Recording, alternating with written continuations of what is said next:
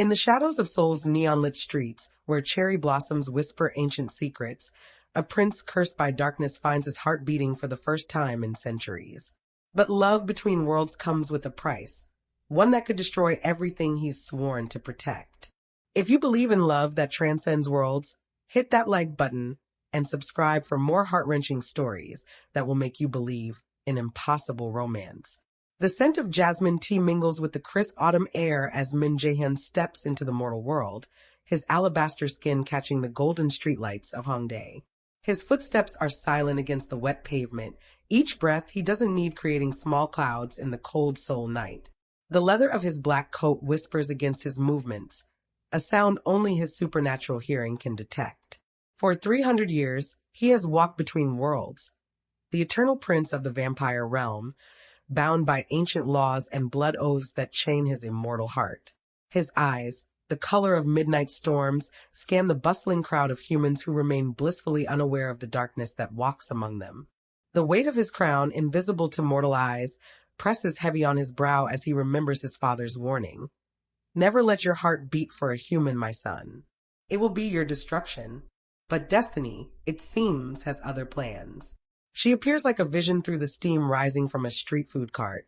Lee So-young, 23, with eyes that hold the warmth of summer rain and a smile that could melt the coldest immortal heart. Her woolen scarf, the color of cherry blossoms, flutters in the evening breeze as she helps an elderly vendor pack his goods.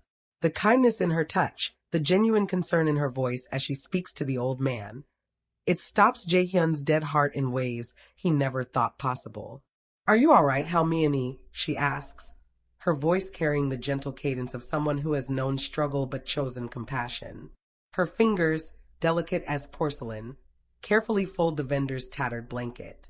There's a small bandage on her thumb, evidence of her work at the local flower shop where she arranges bouquets for lovers who take their beating hearts for granted. Jae-hyun finds himself drawn closer, his immortal grace making him invisible in the crowd. The scent of her skin, vanilla and rain-soaked earth, fills his supernatural senses, and for the first time in centuries, he feels something stir in his chest. It's impossible. His heart died the night he was turned, the night his humanity was stripped away in exchange for eternal life and the responsibility of protecting his realm.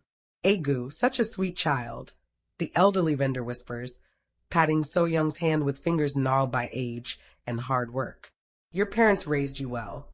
So-young's smile falters for just a moment, a shadow of old pain crossing her features.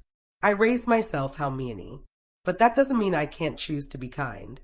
The vulnerability in her words hits Jae-hyun like a physical blow.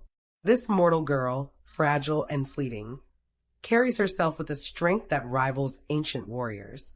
Her resilience, born from surviving abandonment and loneliness, radiates from her like warmth from a flame. The silk of her hair catches the neon lights as she turns, and Jae-hyun memorizes every detail. The way her eyelashes cast shadows on her cheeks, the small scar above her left eyebrow, the way she unconsciously touches a small silver locket at her throat. As she walks away, her footsteps creating a gentle rhythm against the pavement, Jae-hyun realizes he's been holding his breath. The cool night air tastes different now, charged with something he can't name. His reflection in a shop window shows what he's always been, pale, ethereal, untouchable. But inside, something fundamental has shifted. He follows her at a distance, his supernatural abilities allowing him to remain undetected as she makes her way through the winding streets of Seoul. She stops at a small 24-hour flower shop, the warm yellow light spilling onto the sidewalk like liquid gold. Through the window, he watches her arrange white chrysanthemums with careful precision, her movements graceful and practiced. The concentration on her face, the way she bites her lower lip when she's focused. It's more beautiful than any sunrise he's witnessed in his immortal existence. Working late again, So-young calls the shop owner, and middle-aged woman with kind eyes and flower-dusted hands. "You should be out with friends, not here arranging flowers for other people's happiness." So-young's laugh is like wind chimes in a gentle breeze. "These flowers will make someone smile tomorrow, Uni. That's happiness enough for me." The simplicity of her contentment, the way she finds joy in bringing joy to others, makes Jae-hyun's chest tighten with an emotion he thought lost forever. In his world of ancient politics and blood-bound duty, surrounded by immortals who have forgotten how to feel, she is like a star suddenly appearing in an endless night. But as he watches her lock up the shop and walk toward her small apartment, Jae-hyun's phone buzzes with a message from his realm. His father's words appear on the screen in elegant script. The council awaits your return. Your arranged marriage to Lady Hae-won will be announced tomorrow. Do not disappoint us. The weight of his immortal responsibilities crashes down on him like a wave. Lady Hae-won, beautiful and cold as winter moonlight, chosen by the council to bear the next generation of vampire royalty. A marriage of duty, not love. A future written in blood and bound by laws older than human civilization. He looks up at the small window where So-young's silhouette moves behind thin curtains, probably preparing her simple dinner, probably unaware that her existence has just shattered the carefully constructed walls around an immortal heart. The jasmine tea scent still lingers in the air, mixing with the promise of rain and the distant sound of her humming a melody that seems to call to his very soul. For the first time in 3 centuries, Prince Min Jae-hyun faces a choice that could change everything. Stay in his world of shadows and duty, or step into the light of a love that could destroy them both. 3 days pass like eternity. Jae-hyun fulfills his princely duties during the dark hours, attending council meetings in the underground palace beneath Seoul, where crystal chandeliers cast prismatic light on marble floors that have witnessed centuries of vampire politics. The air smells of ancient roses and power, heavy with the weight of tradition and expectation. My lord, Lady Hae-won approaches with the fluid grace of immortal nobility, her silk hanbok rustling like autumn leaves. Her beauty is undeniable. Porcelain skin that has never known the touch of sun, eyes like polished obsidian, lips the color of fresh blood. But when she speaks, her voice carries the chill of winter nights. The engagement ceremony approaches. I trust you find our union acceptable. Jae-hyun's fingers tighten around his wine glass, the crystal singing a note only supernatural ears can hear. Acceptable is not the word I would choose. Lady Hae-won. Her laugh is like ice cracking. Love is a mortal weakness, my prince. We are above such complications. But her words only make him think of So-young's gentle smile, the way she touched the elderly vendor's hand with such tenderness. How can something so beautiful be called a weakness? When the sun rises, painting Seoul's skyline in shades of gold and rose, Jae-hyun escapes to the mortal world. He tells himself he's merely observing, ensuring the security of his realm's borders. But his feet carry him inevitably to the small flower shop where So-young works, drawn by a pull stronger than any vampire magic. She's there as she always is, arranging pink peonies in a crystal vase. Today she wears a cream sweater that makes her skin glow like warm honey, and her hair is pulled back with a simple clip that reveals the elegant curve of her neck. When she moves, the soft wool of her cardigan brushes against her wrists, and Jae-hyun finds himself wondering what it would feel like to touch that warmth. These are for the park wedding, she explains to a customer, her voice bright with genuine happiness. The bride chose peonies because they represent honor and wealth in marriage. Isn't that beautiful? The customer, a young man roughly her age, lingers longer than necessary. You know so much about flowers, So-young SSI. Maybe you could teach me sometime? Over coffee. Jae-hyun's hands clench involuntarily, and somewhere in the distance, a street light flickers. The jealousy that surges through him is primitive and possessive, emotions he thought burned out of him centuries ago. So-young's polite smile doesn't reach her eyes.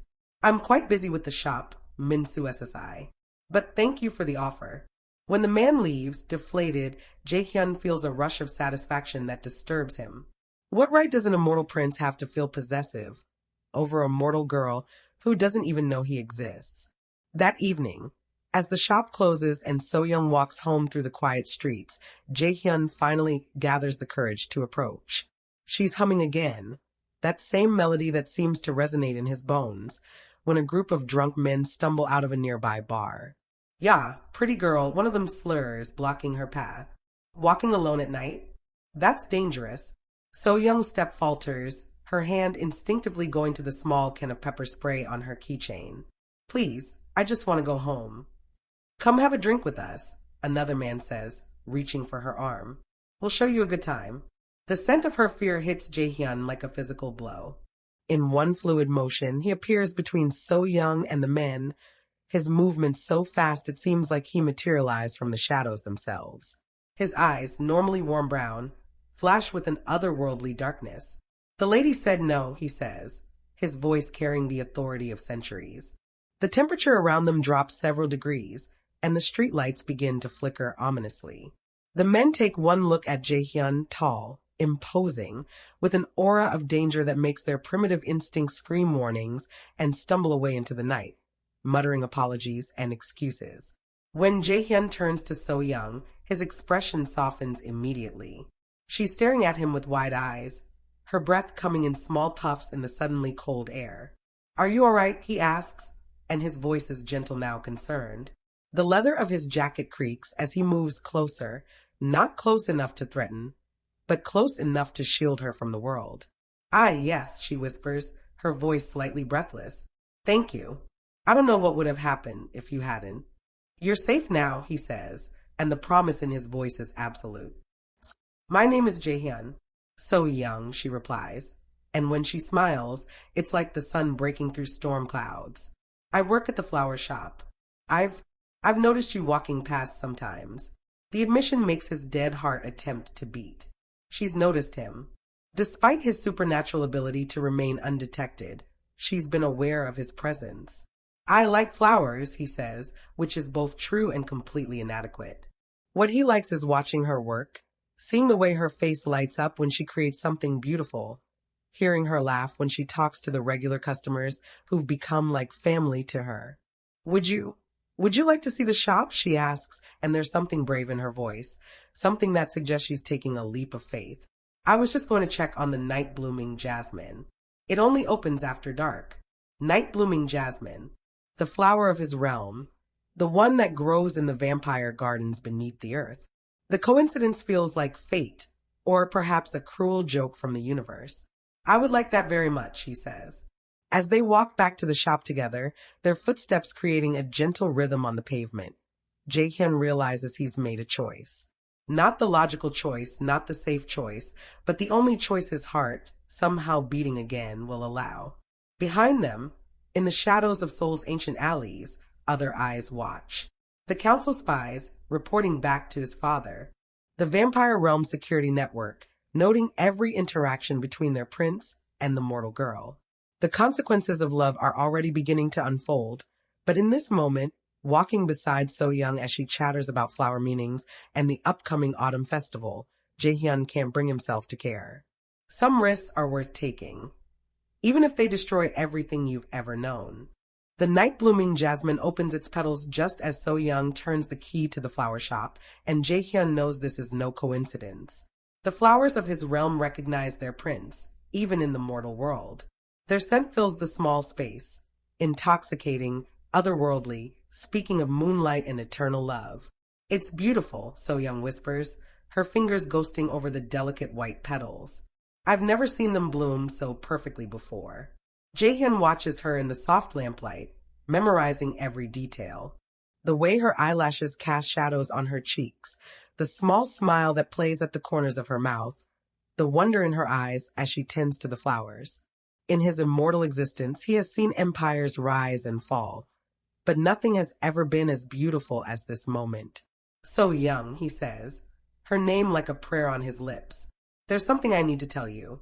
But before he can speak, his phone rings with the specific tone reserved for royal emergencies. His father's voice cuts through the jasmine-scented air like a blade. You will return to the palace immediately. The Vampire King's voice is cold with controlled fury. Your behavior has been noted. Jaehyun's blood runs colder than usual. Father, Now, Jaehyun. The council is waiting. The line goes dead, and Jaehyun stares at the phone, knowing that his secret is out. The warmth of the flower shop suddenly feels fragile, like a soap bubble about to burst. Is everything all right? So Young asks, concern evident in her voice. She's moved closer to him, close enough that he can feel the warmth radiating from her human skin, close enough to count her heartbeats. I have to go, he says, the words torn from his chest. But so young, I need you to know that meeting you has changed everything for me. She looks up at him with those warm eyes, and for a moment, he sees something there, a recognition, as if her soul knows his despite the impossibility of it all. Will I see you again? She asks. I don't know, he admits, because honesty is all he can give her now. But I hope so. More than I've ever hoped for anything. The underground palace feels like a tomb when Jaehyun arrives. The council of elders sits in their ancient chairs, their faces carved from marble and shadow. His father, the vampire king, stands at the head of the obsidian table, his presence filling the chamber like a storm cloud. Explain yourself, the king commands, his voice echoing off the crystal walls. There is nothing to explain, Jaehyun says, but his voice lacks conviction. Elder Yoon, ancient and cruel, leans forward. We have reports of you consorting with immortal, a human girl who works in a flower shop. The way he says human makes it sound like a disease, something dirty and shameful. Jaehyun's hands clench into fists. Her name is So Young, he says, putting power behind her name, making it sacred in this chamber of shadows. Her name is irrelevant. Lady Haewon glides into the chamber, her silk robes whispering against the stone floor. As is her existence, the engagement ceremony will proceed as planned. I won't marry you, Jaehyun says, the words falling like stones in still water. I won't pretend to love you when my heart belongs to another. The silence that follows is deafening. In 3 centuries, no vampire prince has ever refused an arranged marriage. The scandal ripples through the chamber like a physical force. You forget yourself, my son, the king says, his voice dangerously quiet. You are not just a vampire. You are a prince. Your duty is to your realm, not to some mortal girl who will die in the blink of an eye. Maybe that's exactly why she matters, Jaehyun replies. Because her life is precious. Because every moment with her is a gift. Elder Yoon's laugh is like broken glass. Foolish boy. You think you can love a mortal without destroying her? Your very nature is poison to her kind. I would never hurt her. You already have, Lady Haewon says, and there's something in her voice that makes Jaehyun's blood freeze.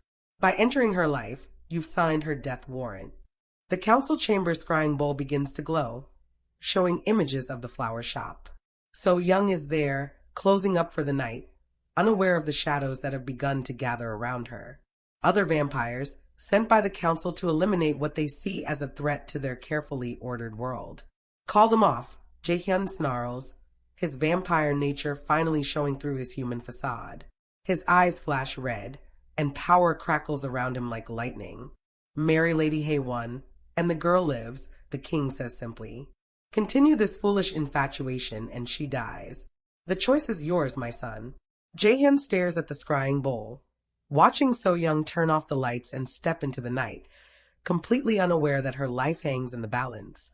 She's humming that same melody, the one that calls to his soul, and he realizes with crystal clarity that he would rather die than let harm come to her.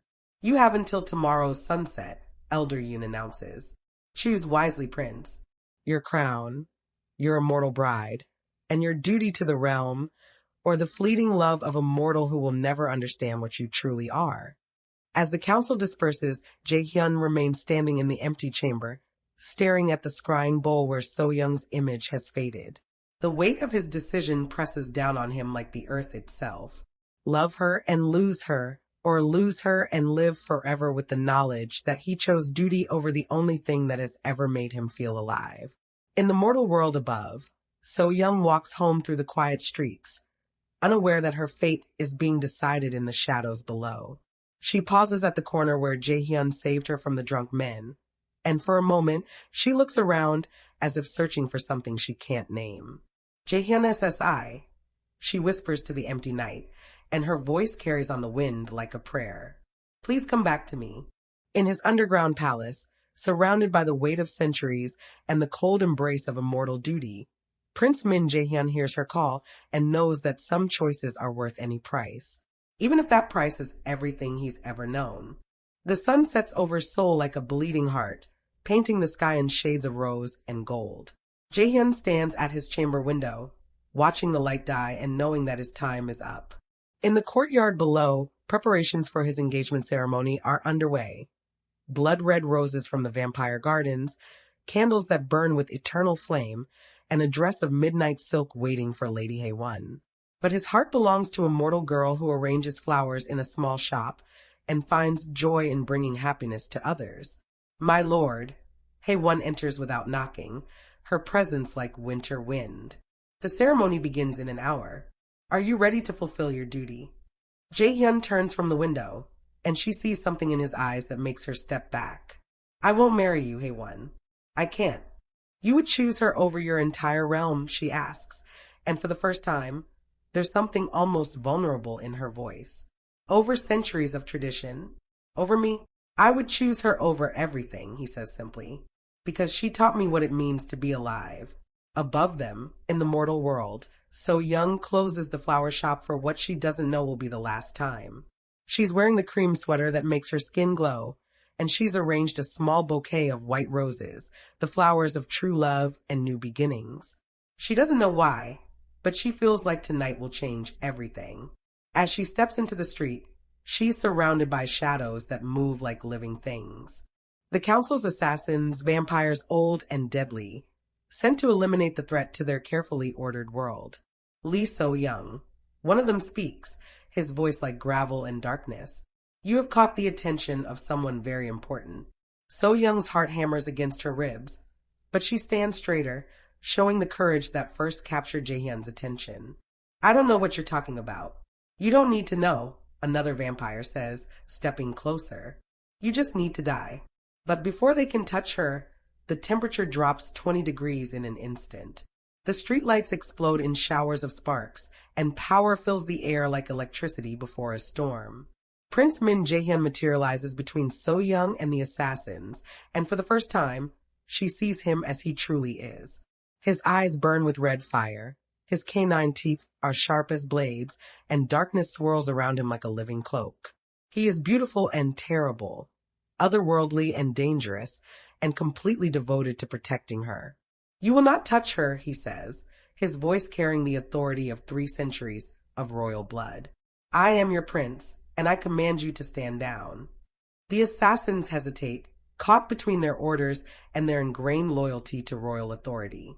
In that moment of hesitation, Jae-hyun turns to So-young, and his eyes soften back to warm brown. I'm sorry you had to see this, he says, his voice gentle despite the power crackling around him. I'm sorry for everything. So-young stares at him, her mind struggling to process what she's seeing. The man who saved her from drunk men, who looked at her flowers with such tenderness, who made her feel seen and valued.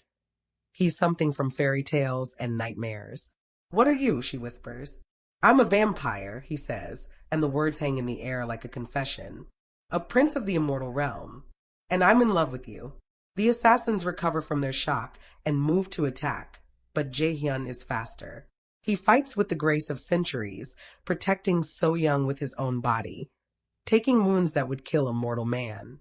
His blood, dark as wine, stains the pavement as he battles his own kind for the right to love a human girl. Run, he tells her, his voice strained with effort. Please, So-young, run. But she doesn't run. Instead, she picks up a fallen piece of broken glass and cuts her palm, letting her blood, bright red and warm with life, drop onto the ground between them. If you're going to die for me, then I'm going to die with you, she says, and her voice is steady despite the tears streaming down her face. The scent of her blood stops the fighting instantly. Every vampire in the street freezes, because human blood spilled in love is the most powerful magic in either realm. It can break curses, forge bonds, and change the very fabric of reality. I choose him, So-young says, addressing the assassins directly. I choose to love him knowing what he is.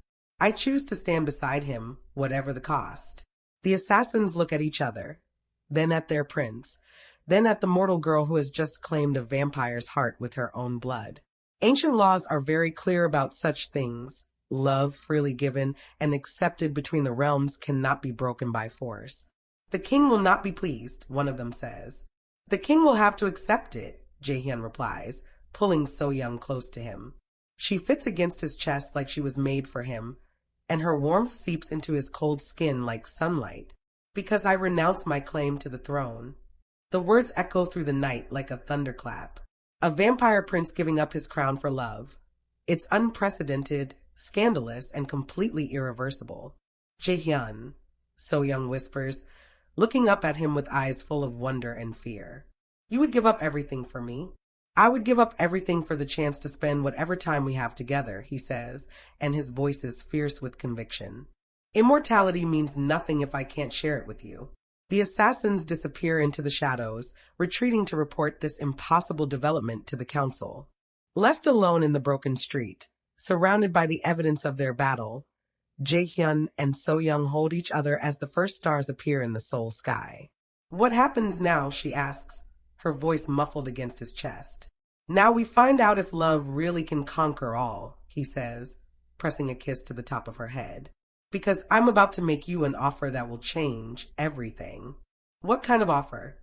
Marry me, he says, and his voice is soft but sure. Not because of duty or politics or ancient laws. Marry me because you love me and I love you, and together we can build something new between our worlds.